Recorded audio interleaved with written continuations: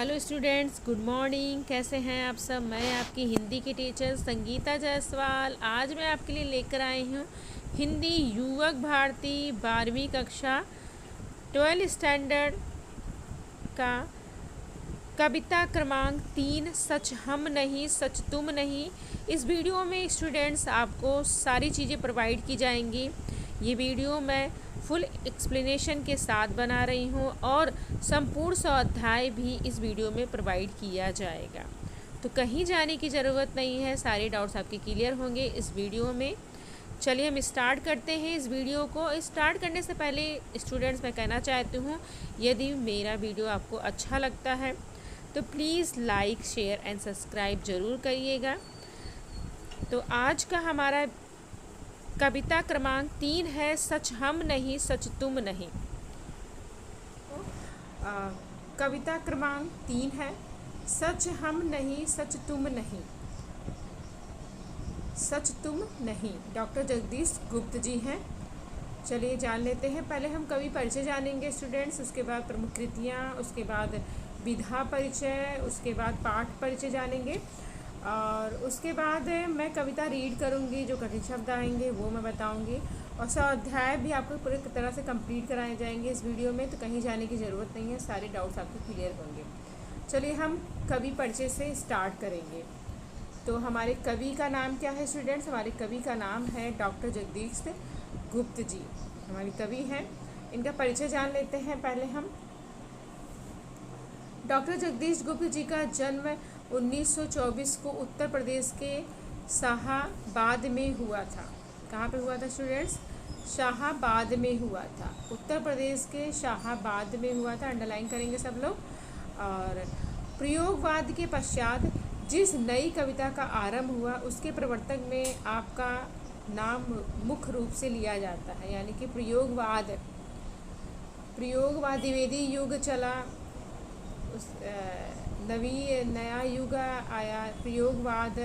तो प्रयोगवाद के पश्चात जो युग आया था वो नई कविता का युग था, ठीक है, आरंभ हुआ था। तो उसके प्रवर्तक के मुख्य रूप में इनका नाम लिया जाता था, जाना जाता। किसमें? नई कविता के आरंभ में इनका नाम लिया जाता था, मुख्य रूप से जाना जाता था।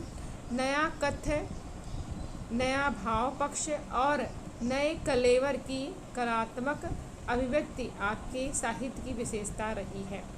इनके साहित्य की क्या विशेषता रही है, अंडरलाइन करेंगे। क्वेश्चन पूछा जाएगा आपसे कि डॉक्टर जगदीश गुप्त की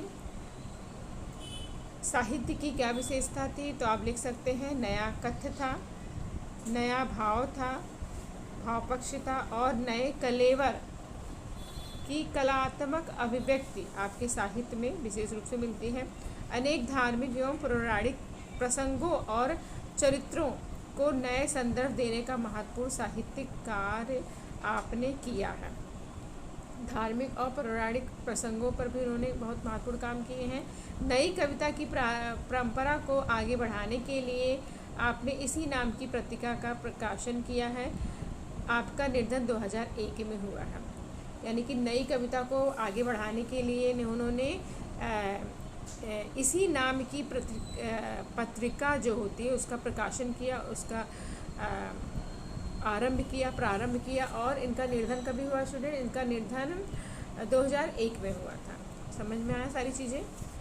अंडरलाइन करेंगे। 2001 में इनका निर्धन हो गया था। प्रमुख कृतियाँ जान लेते हैं, ये भी बहुत इंपॉर्टेंट है। क्वेश्चन पूछा जाता है कि कवि की प्रमुख कृतियाँ लिखें। 2 कृतियाँ, 3 कृतियाँ, जो भी आपको याद हो वो लिख सकते हैं। तो यहाँ पर हम देख लेंगे नाव के पाँव, शब्द दंश, हिम, वृद्ध, गोपा गौतम, काव्य संग्रह, सबूक, खंड काव्य, भारतीय कला के पदचिन्ह, नई कविता, स्वरूप और समस्याएं, केशव दास आलोचना है, नई कविता, पत्रिका आदि, ये सब चीज़ें इनकी कृतियाँ हैं। किसकी? डॉक्टर जगदीश गुप्त की। स्टूडेंट्स बहुत इंपॉर्टेंट है, क्वेश्चन पूछा जाता है यहाँ से। प्रमुख कृतियाँ लिखिए, आपको 2 से 3 कृतियाँ आपको लिखनी रहेंगी। तो एक बार आप देख लीजिए, अच्छे से समझ लीजिए, अंडरलाइन कर लीजिए, कृतियों को याद कर लीजिए। आगे हम देखेंगे विधा परिचय स्टूडेंट्स। प्रयोगवाद के बाद हिंदी कविता की जो नवीन धारा विकसित हुई है वह नई कविता है। ठीक है, प्रयोगवाद के बाद कौन सा युग आया था? नई कविता का युग आया था। ठीक है, प्रयोगवाद के बाद कौन सा युग आया था? नई कविता। याद करेंगे आप लोग, नई कविता का युग आया था। नई कविता का आरंभ है अभिव्यक्ति के साथ नए मूल्यों और नए शिल्प विधान का अवशेष नई कविता की विशेषता है। नई कविता का आरंभ डॉक्टर जगदीश गुप्त, रामस्वरूप चतुर्वेदी और विजय देव शाही के संपादन के प्रकाशित नई कविता की पत्रिका में माना जाता है। ठीक है, तो इसका आरंभ किसने किया था स्टूडेंट? इसका आरंभ है डॉक्टर जगदीश गुप्त ने और रामस्वरूप चतुर्वेदी और विजय देव शाही, ये सब संपादक रहे हैं। ठीक है, किस चीज़ के? नई कविता के। ठीक है, अंडरलाइन कर लीजिए आप लोग, समझ लीजिए ये सब चीज़ें। चलिए देख लेते हैं, आगे देख लेते हैं। पाठ परिचय हम जानेंगे स्टूडेंट्स कि हम इस पाठ में क्या पढ़ने वाले हैं, वो सारी चीज़ें हम जान लेते हैं। इस कविता में क्या चीज़ें हैं वो जानेंगे, तो पाठ परिचय पढ़ना। पाठ परिचय से स्टार्ट करेंगे हम। प्रस्तुत नई कविता में कवि संघर्ष को ही जीवन की सच्चाई मानते हैं। प्रस्तुत कविता में, नई कविता में कवि जीवन की सच्चाई क्या मानते हैं? संघर्ष करना ही जीवन की सच्चाई मानते हैं स्टूडेंट्स। ठीक है, सच्चा मनुष्य वही होता है जो कठिनाइयों से घबरा कर, मुश्किलों से डर कर ना कभी झुके ना कभी रुके, परिस्थितियों से हार ना माने। राह में चाहे फूल मिले या सूल, वह चलता रहे जिंदगी, क्योंकि जिंदगी सहज चलने का नाम नहीं बल्कि लीक में हटकर चलने का नाम है। ये तो बहुत सही बात कही गई है स्टूडेंट्स कि ज़िंदगी जो है संघर्ष का नाम है। हमेशा हमें आगे बढ़ते रहना चाहिए, चाहे हमारे रास्ते में फूल मिले या कांटे मिले, आगे बढ़ते रहना चाहिए। हमें मुसीबतों से घबराना नहीं चाहिए, डर कर झुकना नहीं चाहिए, रुकना नहीं चाहिए, हर परिस्थिति में आगे बढ़ते रहना चाहिए। ठीक है, तो बहुत अच्छी बात कही है। आपको भी ज़िंदगी में ये सारी चीज़ें उतारनी है अपने जीवन में।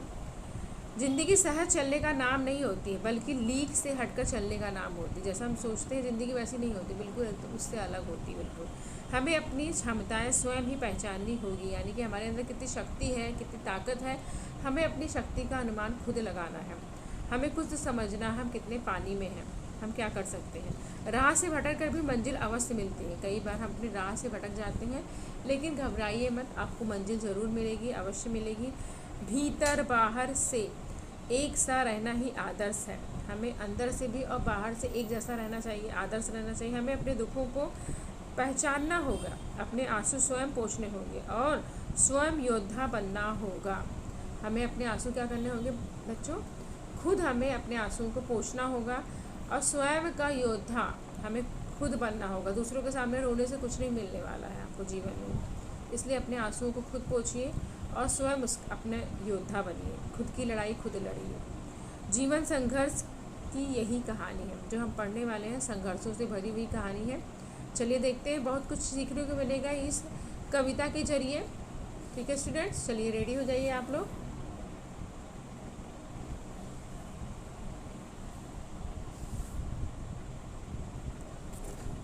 सच हम नहीं, सच तुम नहीं, सच है संतत संघर्ष ही।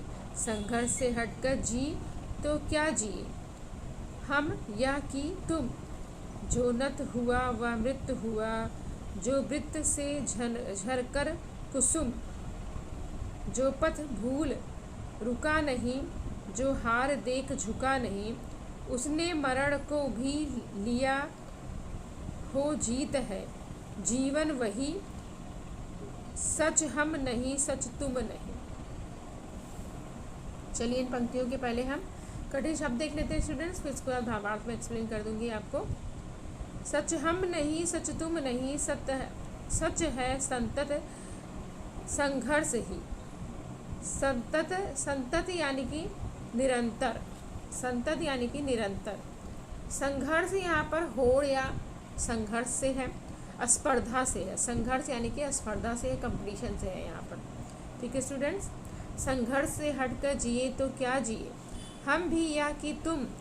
जो नत हुआ यानी कि झुका, जो झुक गया, ठीक है। वह मृत हुआ जो वृत्त से झरकर कुसुम।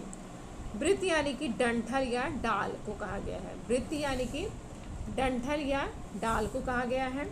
समझ में आया स्टूडेंट्स? जो पथ भूल रुका नहीं। पथ यानी कि रास्ता, लिख लीजिए, पथ यानी कि रास्ता। जो हार देख झुका नहीं। हार यानी कि पराजय से है यहाँ पर, जो हार देखकर रुका नहीं है। उसने मरण को भी लिया हो जीत है। जीवन वही सच हम नहीं, सच तुम नहीं। ठीक है स्टूडेंट्स, चलिए आगे देखिए क्या कहना चाहते हैं हमसे। तो कभी कहते हैं कि मेरी बात सच है। मेरी बात क्या है? सच है। और ना तुम्हारी बात सच है। ना मेरी बात सच है, ना तुम्हारी बात सच है। सच तो निरंतर संघर्ष करना। सच तो क्या है? निरंतर हमें संघर्ष करना है। सच है संतत संघर्ष ही, यानी कि हमें निरंतर संघर्ष करना है। संघर्ष से हटकर जिए तो क्या जिए हम या कि तुम, यानी कि कहते हैं हमें संघर्ष का रास्ता अपनाना चाहिए। कवि के अनुसार संघर्ष से हटकर जीने की बात ही नहीं करनी चाहिए। बिना संघर्ष का जीवन तो भला कोई जीवन ही नहीं है। हमें हमेशा संघर्ष करते रहना चाहिए। यदि जो लोग संघर्ष नहीं करते उनका जीवन व्यर्थ है। ठीक है, आगे देखते हैं। संघर्ष से हटकर जिए, यानी कि संघर्ष के बिना यदि हम जीवन जीते हैं तो वो जीवन क्या है? व्यर्थ है। जो नत हुआ वह मृत हुआ, जो वृत्त से झरकर कुसुम। जो पथ भूल रुका नहीं, जो हार देख झुका नहीं। चलिए पंक्तियों को देख लेते हैं। कवि कहते हैं कि अपनी अधीनता स्वीकार, वह मृत्यु के समान हो गया है। वह किसके समान हो गया है? मृत्यु के समान हो गया है। उसकी हालत डाल में झड़े हुए फूल जैसी हो गई है। उसकी हालत कैसे हो गई है? डाल में झड़े हुए फूल की तरह हो गई है। जो व्यक्ति संघर्ष के मार्ग पर चलता हुआ भटक जाने पर भी अपनी मंजिल पर बढ़ते नहीं रुका है, अथवा अपने प्रयास में असफल हो जाने पर भी वह हार नहीं माना है, अथवा मृत्यु से भी मोर्चा लिया तो उसने परास्त कर दिया, उसी का जीवन जीवन कहलाने के योग है। वही सच्चा है। वही क्या है? सच्चा है। ठीक है, समझ में आया स्टूडेंट्स? कि जो रास्ते से भटक जाए और मंजिल बहुत देर से प्राप्त हो उसको, तो भी वो जीवन जी लेता है। जो मरण को भी लिया हो जीत, यानी कि मरने पर भी उसने जीत हासिल कर ली हो, वही उसका जीवन सच्चा जीवन होता है। ठीक है स्टूडेंट, समझ में आ गया? चलिए आगे की पंक्तियाँ हम देख लेते हैं।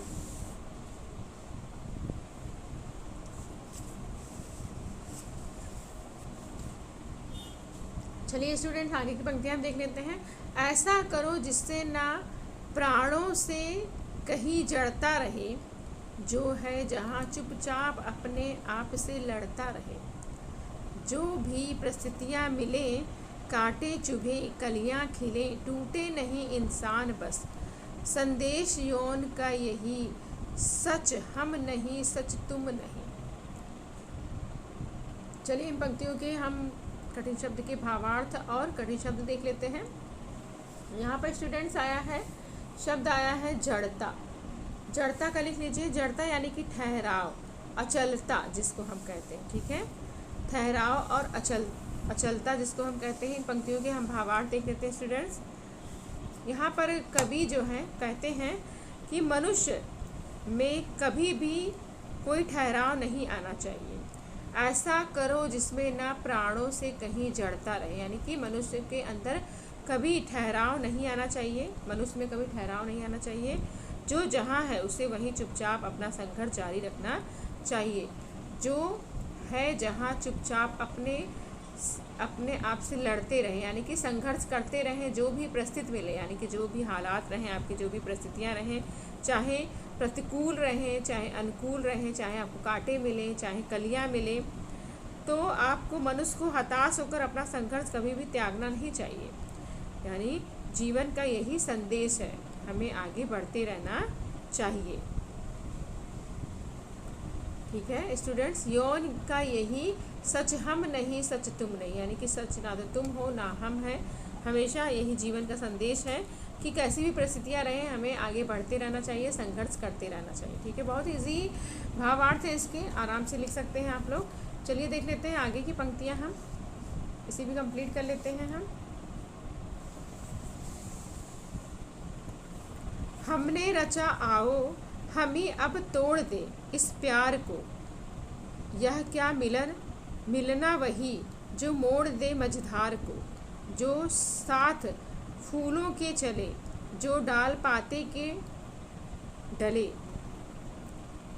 यह जीवन का जिंदगी जो सिर्फ पानी सी बही, सच हम नहीं सच तुम नहीं। इन पंक्तियों को भी देख लेते हैं स्टूडेंट्स हम। तो पहले कठिन शब्द देख लेंगे हम लोग।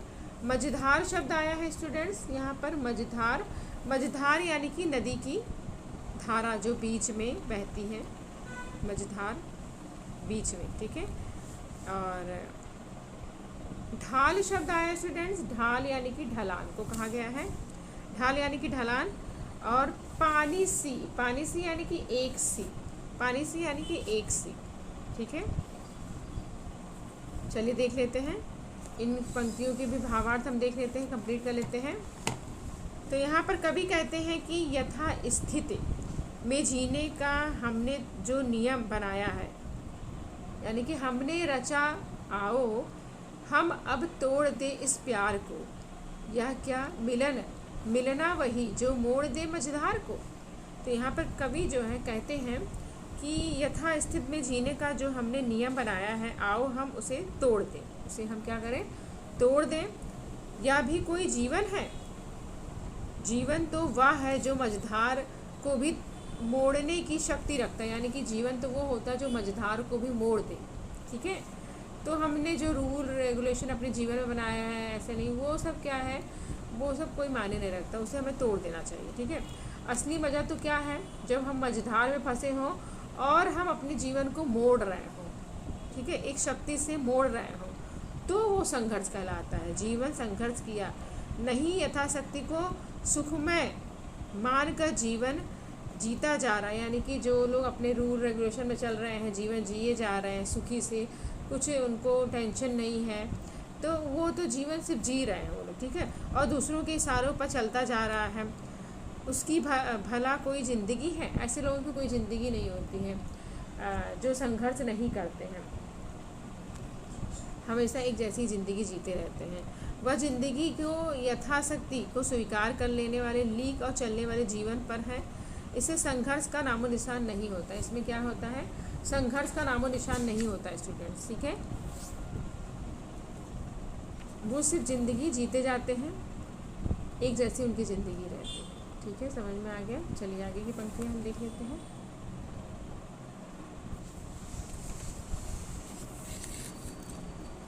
अपने हृदय का सत्य अपने आप हमको खोना, अपने नयन का नीर अपने आप हमको पोंछना।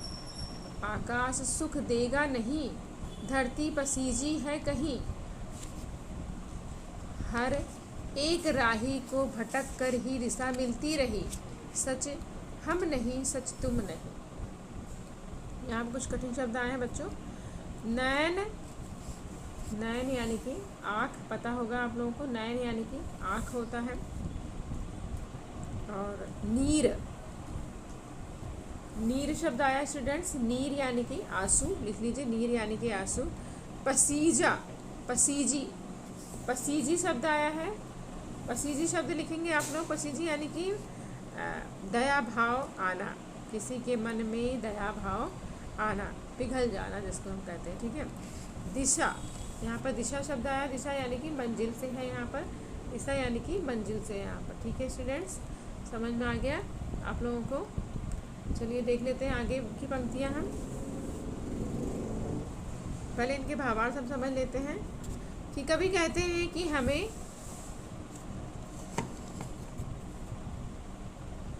कवि कहते हैं कि हमें अपने दुखों को पहचानना होगा। हमें क्या करना होगा? दुखों को पहचानना होगा। हमें अपने दुखों को क्या करना होगा? पहचानना होगा।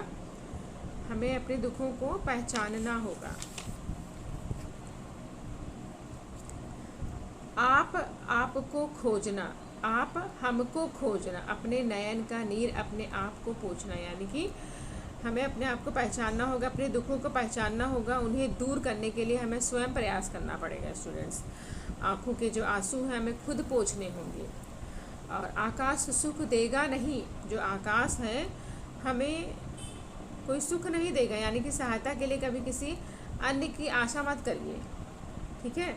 किसी अन्य की कृपा का भरोसा करना व्यर्थ है, हमें खुद योद्धा बनना होगा। हर संघर्ष करने के लिए कोई ना कोई मार्ग अवश्य मिलता है, तो संघर्ष करने के लिए हर मार्ग हमेशा अवश्य मिलता है। तो हर संघर्ष करने वाले को कोई ना कोई मार्ग, रास्ता जरूर मिलता है। मनुष्य मार्ग भटकने के बाद भी अपने लक्ष्य को अवश्य पहुंच जाता है। इस बात में हमें गांठ बांध लेनी चाहिए कि हमें अपनी मंजिल की प्राप्ति जरूर होगी यदि हम संघर्ष करते रहेंगे, ठीक है। हमारी कोई मदद करने नहीं आएगा, हमें खुद का योद्धा खुद बनना है, अपने आंसुओं को खुद पोंछना है, ठीक है। दूसरों से उम्मीद रखे कोई मतलब नहीं है। समझ में आया आप लोगों को? चलिए देख लेते हैं आगे की पंक्तियाँ। बेकार है मुस्कान में ढकना हृदय की खिन्नता, आदर्श हो सकती नहीं तन और मन की भिन्नता। जब तक बधी है चेतना, जब तक प्रणय दुख से घना, जब तक ना मांगूंगा कभी इस राह को भी मैं सही, सच हम नहीं सच तुम नहीं। चलिए इन पंक्तियों के भावार्थ हम देख लेते हैं स्टूडेंट्स। यहाँ पे कुछ इस कठिन शब्द आए हैं, जैसे कि खिन्नता शब्द आया है, खिन्नता यानी कि उदासी। और उसके बाद चेतना शब्द आया है, चेतना यानी कि जागृति, जागृत अवस्था, ठीक है स्टूडेंट्स।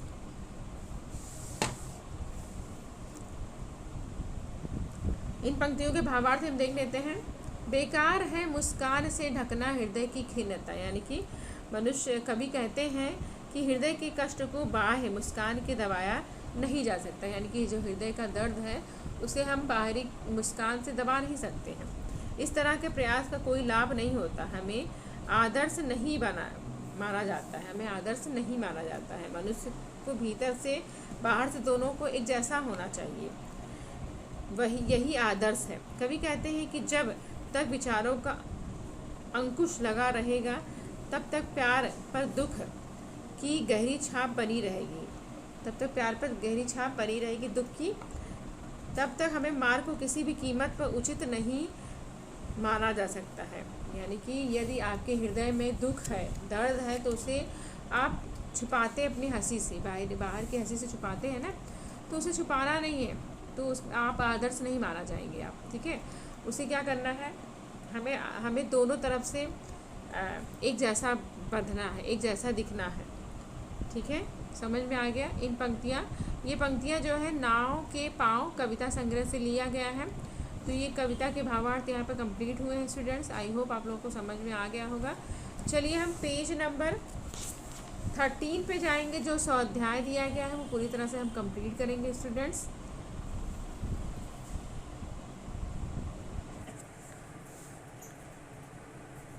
चलिए स्टूडेंट्स, हम स्वाध्याय का पहला क्वेश्चन जो है वो हम कंप्लीट कर लेते हैं। तो आपके स्क्रीन पर क्वेश्चन आ चुका है अंकलन का, ठीक है। आपके स्क्रीन पर क्वेश्चन जो है आ चुका है अंकलन का, वो हम कंप्लीट करेंगे। कविता की पंक्तियाँ पूर्ण करनी है आपको। तो यहाँ पर 4 ऑप्शन दिए गए हैं स्टूडेंट्स। चलिए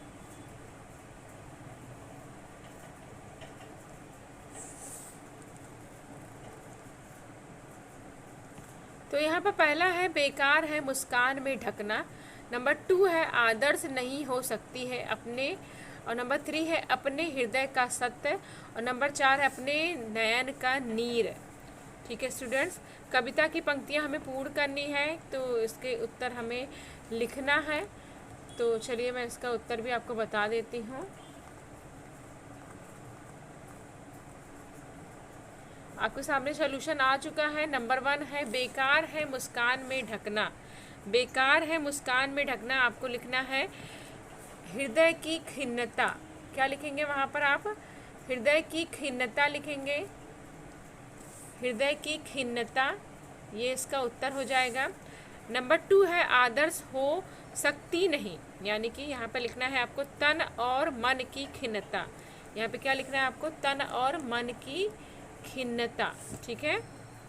ये है आपका सेकंड उत्तर। और थर्ड उत्तर में अपने हृदय का सत्य, यहाँ पे आपको लिखना है अपने आप हमको खोना, अपने आप हमको खोना है। ठीक है स्टूडेंट्स, ये आपका तीसरा उत्तर आपके स्क्रीन पर आ चुका है। और नंबर 4 आपका है अपने नयन, अपने नयन का नीर, अपने नयन का नीर, तो आपको लिखना है अपने आप हमको पोंछना, अपने आप को हमको पोंछना रहेगा। ठीक है, तो ये उत्तर यहाँ पे इस तरह से कंप्लीट हुआ है। क्वेश्चन नंबर 1 का आ हमने कंप्लीट कर लिया। चलिए आ हम देख लेंगे स्टूडेंट्स।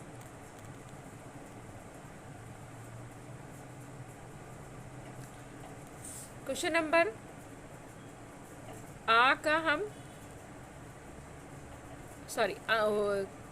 क्वेश्चन नंबर 1 का आ हम देखेंगे। लिखिए जीवन यही है। ठीक है, हमें लिखना है जीवन यही है। तो यहाँ पर आपको लिखना है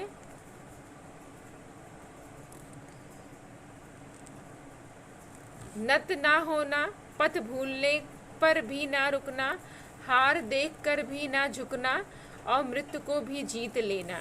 ठीक है, यही जीवन है। इस तरह से उत्तर आपका कंप्लीट होगा यहाँ पर।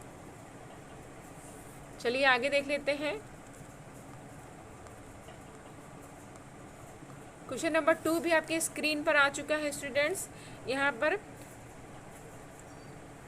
आ का हम नंबर 2 देखेंगे। मिलना वही है, मिलना वही है। उसका सोल्यूशन हम देख लेते हैं क्या है उत्तर।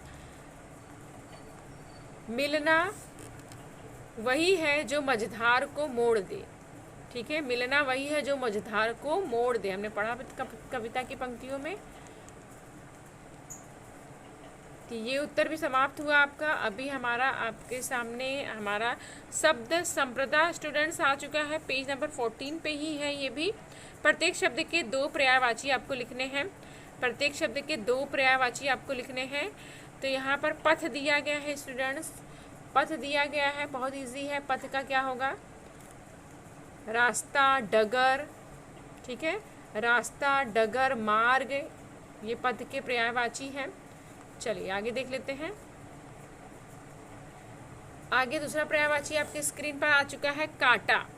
कांटा पर्यायवाची दिया गया है स्टूडेंट्स, पता है आपको कांटा का पर्यायवाची क्या होता है? चलिए देख लेते हैं इसका भी उत्तर हम लोग। सूल और कंटक, सूल और कंटक होता है कांटा का पर्याय। चलिए स्टूडेंट्स आगे भी देख लेते हैं। आगे दूसरे पर्यायवाची भी और भी दिए गए हैं, जैसे कि यहाँ पर फूल दिया गया है स्टूडेंट्स। फूल का पता होगा आपको, बहुत इजी है, फूल का भी सबको पता ही होगा। पुष्प है, कुसुम है, पुष्प है, कुसुम है, ये सब फूल के पर्यायवाची हैं स्टूडेंट्स। चलिए आगे देख लेते हैं। लता है। दूसरे पर्यायवाची और भी स्क्रीन पर नीर शब्द आया है। नीर आपके स्क्रीन पर आ चुका है। नीर शब्द का पर्यायवाची आपको लिखना है। चलिए देख लेते हैं इसका भी। नीर यानी कि अबू, अम्बु और जल, अम्बु और जल। ठीक है स्टूडेंट्स, आगे देख लेते हैं। आगे नयन शब्द का हमें पर्यायवाची लिखना है स्टूडेंट्स। नयन भी बहुत इजी है, तो नयन शब्द का आँख, नेत्र, बहुत सारे होते हैं, लिख सकते हैं आप। ठीक है,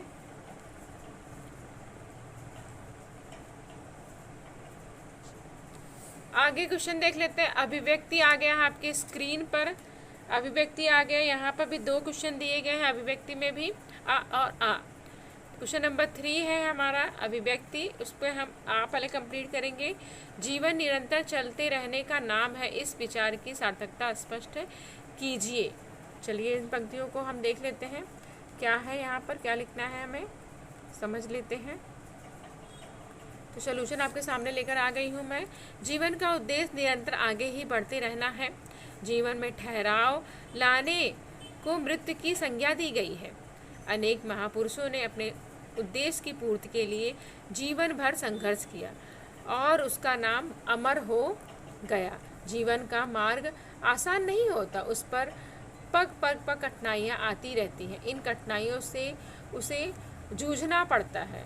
उसमें हार भी होती है और जीत भी। असफलताओं से मनुष्य को घबराना नहीं चाहिए, बल्कि उसका दृढ़तापूर्वक सामना करके उसमें अपने मार्ग प्रशस्त करना और निरंतर आगे बढ़ते रहना चाहिए। एक दिन मंजिल अवश्य मिलेगी। जीवन संघर्ष, कभी ना खत्म होने वाला संघर्ष महासंग्राम है। इसका सामना करने का एकमात्र मार्ग है निरंतर चलते रहना, हर स्थिति में संघर्ष करते रहना है। ठीक है स्टूडेंट्स, आगे देख लेते हैं।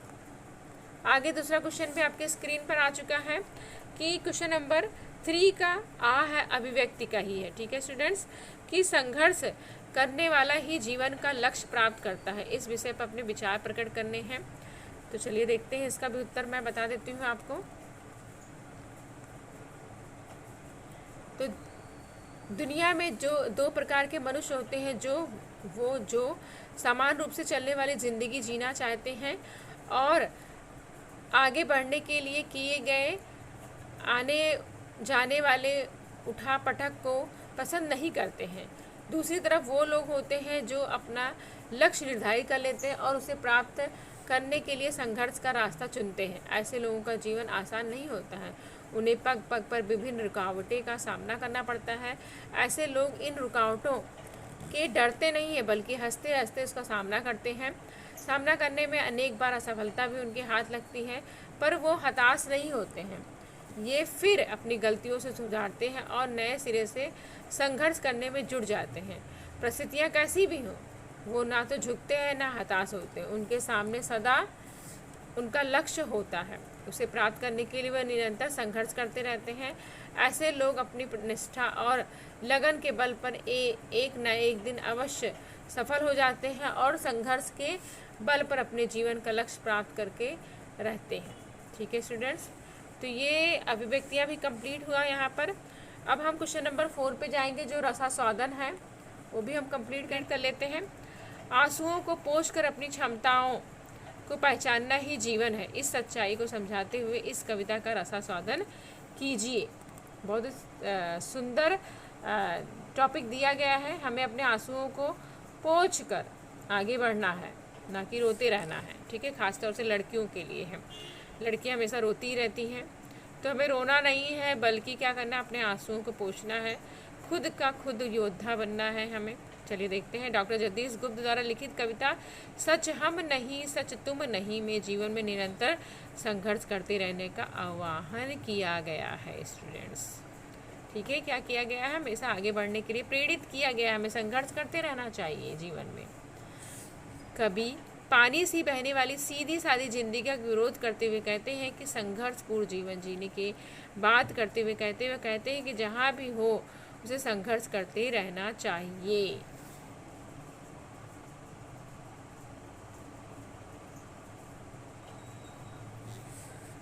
संघर्ष में ही मिली असफलता से निराश होने की आवश्यकता नहीं है। ऐसी हालत में हमें किसी के सहयोगी की आशा नहीं करनी चाहिए। हमें अपने आप में खुद हिम्मत लानी चाहिए और अपनी क्षमता को पहचानना चाहिए। नए सिरे से संघर्ष करना होगा। मन में यह विश्वास रखकर काम करना होगा कि हर राह को भटकने के लिए बाद दिशा मिलती है। उसका प्रयास व्यर्थ नहीं जाएगा, उसे दिशा मिलेगी, अवश्य मिलेगी। कवि के सीधे साधे शब्दों से प्रभावशाली ढंग से अपनी बात कही है। अपनी बात कहने के बाद उन्होंने अपने नयन की नीर पोंछने शब्द समूह के द्वारा हताशा से अपने आप को उबार कर स्वयं में नई शक्ति पैदा करने का तथा आकाश सुख देना नहीं, धरती पसीजी है नहीं, से यह कहने का प्रयास किया है कि भगवान तुम्हारी सहायता के लिए नहीं आने वाले हैं और धरती के लोग तुम्हारे दुख से द्रवित नहीं होने वाले हैं। इसलिए तुम स्वयं अपने आप को सांत्वना दो और नए जोश के साथ आगे बढ़ो। तुम अपने लक्ष्य तक पहुंचने में अवश्य कामयाब होगे। ठीक है स्टूडेंट्स, आगे की पंक्तियां हमारे स्क्रीन पर आ चुकी हैं। साहित्य संबंधी वो भी हम देख लेते हैं। क्वेश्चन नंबर 5, नई कविता के अन्य कवियों के नाम लिखना है। जैसे मैंने बताया था पढ़ने के टाइम, अन्य कवि क्या क्या आए थे यहाँ पर। नई कविता के अन्य कवि के रूप में राम स्वरूप चतुर्वेदी और विजय देव शाही आए थे। मैंने अंडरलाइन भी कराया था, जिन लोगों ने किया होगा उन्हें याद होगा। चलिए आगे देख लेते हैं। आगे जानकारी दीजिए डॉक्टर जगदीश गुप्त की प्रमुख साहित्यिक कृतियों के नाम। मैंने बताया भी था कृतियाँ बहुत इंपॉर्टेंट रहती हैं, 2 से 3 कृतियाँ आपको लिखनी रहेंगी। तो यहाँ पर देखिए क्वेश्चन आ गया है आपका। तो यहाँ पर डॉक्टर जगदीश गुप्त की प्रमुख साहित्यिक कृतियों के नाम है नाव के पाव, शब्द, दश, हिम, वृद्ध, गोपा गौतम, काव्य संग्रह, सबूक, खंड काव्य, भारतीय कला के पद चिन्ह, नई कविता, स्वरूप और समस्याएं, केशव दास आलोचना तथा नई कविता पत्रिका। ठीक है स्टूडेंट्स, ये था इनका प्रमुख साहित्य कृतियों के नाम थे ये। चलिए अब साहित्य संबंधी सामान्य ज्ञान आया है पेज नंबर 15 से। क्वेश्चन नंबर 6 आपके स्क्रीन पर आ चुका है। निम्नलिखित वाक्यों को अर्धोरेखांकित शब्दों का लिंग परिवर्तन कर फिर से वाक्य लिखना है। ठीक है, तो बहुचेष्टा करने पर भी हरित ना आना। तो क्या होगा यहाँ पर, बहुचेष्टा करने पर भी हरित ना आई। ठीक है, इसका सोल्यूशन ये होगा। और उसके बाद दूसरा देख लेते हैं। यहाँ पर दूसरा शब्द दिया गया है कि सिद्धहस्त लेखिका बनना ही उसका एकमात्र सपना था। तो इसका क्या होगा सही, लेखिका का क्या हो जाएगा यहाँ पर सिद्धहस्त लेखक हो जाएगा, लेखिका की जगह लेखक हो जाएगा स्टूडेंट, बाकी पूरा सेम रहेगा। लेखक बनना ही उसका एकमात्र सपना था। ठीक है, दूसरा आपके सामने स्क्रीन पर तुम एक समझदार लड़की हो। तो यहाँ पर हो जाएगा आपका सॉल्यूशन, तुम एक समझदार लड़के हो। ठीक है, दूसरा क्वेश्चन आपके स्क्रीन पर, मैं पहली बार वृद्धा आश्रम में मौसी से मिलने आया था। तो यहाँ पे क्या होगा, मौसी की जगह क्या हो जाएगा मौसा। मैं पहली बार वृद्धा आश्रम में मौसा से मिलने आया था। ठीक है, आगे की लाइन देख लेते हैं। आगे कुछ और भी दिए गए हैं, शब्दों का लिंग परिवर्तन आपको करना है। तो तुम्हारे जैसा पुत्र भगवान सबको दे। पुत्र का क्या हो जाएगा, पुत्री, आपको पता ही होगा। तो तुम्हारी जैसी पुत्री भगवान सबको दे। ठीक है स्टूडेंट्स, समझ में आ गया। चलिए आगे देख लेते हैं। यहाँ पर नेक्स्ट क्वेश्चन आपके सामने स्क्रीन पर आ गया है। साधु की दिव्यता की थाक दूर दूर तक फैल गई है।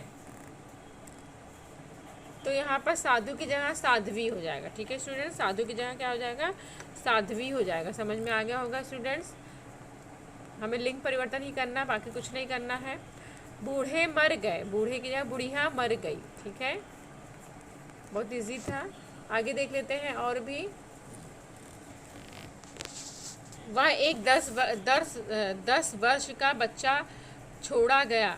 वह एक 10 वर्ष का बच्चा छोड़ा गया। सोल्यूशन क्या होगा, बच्चा का बच्ची हो जाएगी, बच्ची छोड़ी गई हो जाएगी। ठीक है स्टूडेंट्स, समझ में आ गया। चलिए आगे देख लेते हैं। आगे है, वह एक 10 वर्ष का बच्चा छोड़ा गया। ये तो हो गया है। तुम्हारा मेरा भाई माफ़ी मांगने पहुंचा था। भाई की जगह बहन हो जाएगा, तुम्हारी मेरी बहन माफ़ी मांगने पहुंची थी। पहुंचा का पहुंची हो जाएगा, था का थी हो जाएगा। ठीक है, लिंग परिवर्तन कर रहे हैं तो सब चीज़ों का ध्यान रखना है हमें। आगे है क्वेश्चन, एक अच्छी सहेली के नाते तुम उसकी पारिवारिक पृष्ठभूमि का अध्ययन करो। सहेली का क्या हो जाएगा, अच्छे मित्र के नाते तुम पारिवारिक पृष्ठभूमि का अध्ययन करो। ठीक है स्टूडेंट्स, तो यहाँ पर ये समाप्त होता है।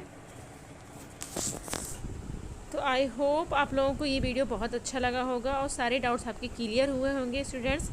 Thank you so much last तक बने रहने के लिए और मेरा वीडियो देखने के लिए। Bye bye students.